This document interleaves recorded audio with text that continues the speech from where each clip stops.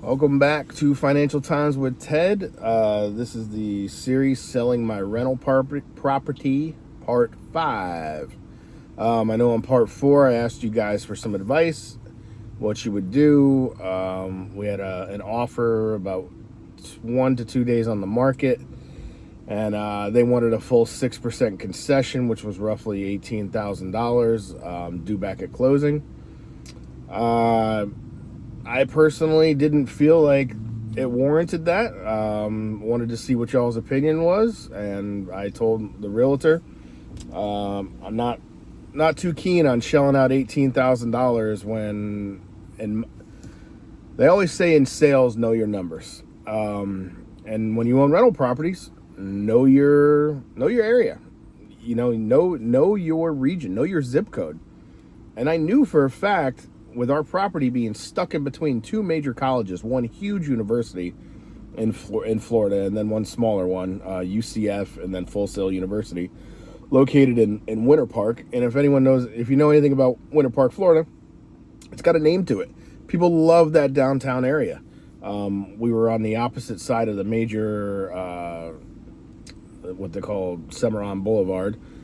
But, it was zoned for great schools. And I'm like, I don't feel like it's going to be a scenario to where we need to give $18,000 worth of closing costs. So with that being said, we waited, and it ended up we got a full offer the very next day.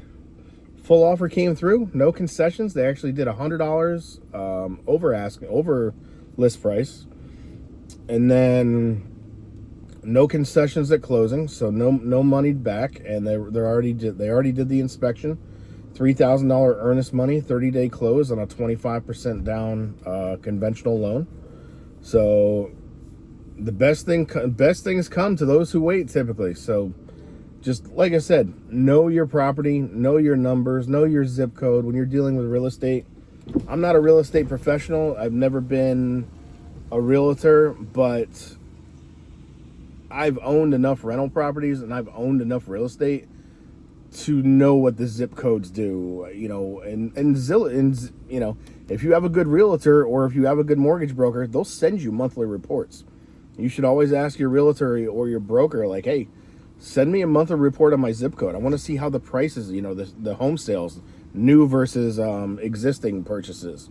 And then, go to Zillow.com or Trulia.com or Realtor.com, HotPads, whatever it may be, and set up a watchdog. So every time a 3-bedroom, 2-bath comes available in that zip code, it'll send you an email.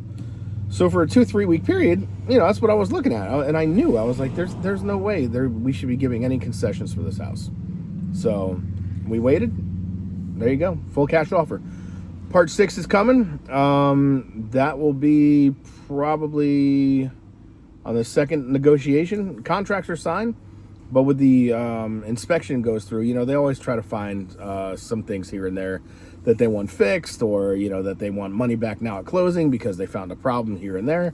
You're always going to get that typically. I've only been through one closing where there wasn't any issues with, oh, hey, we want this fixed.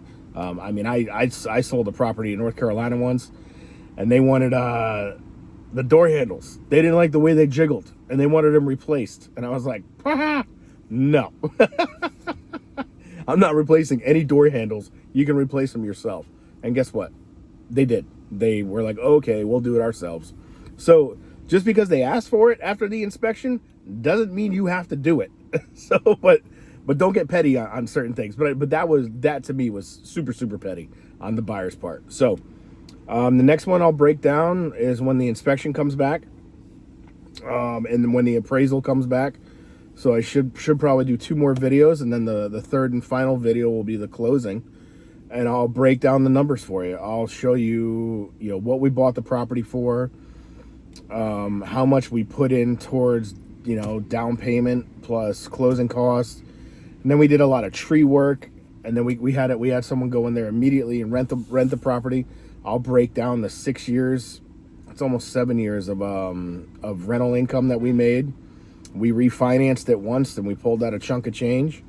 and then we did a rehab. So I'll show you all those numbers, and I'll show you the final amount what my business partner and I walk away with, and you can see from start to finish every dollar in and out. And that'll be a good video, because if you're looking to get into rental properties, or if you're a seasoned pro and you just like to see what other people are doing and how much return people are making, by all means, that'll be a good video for you. So have a great day.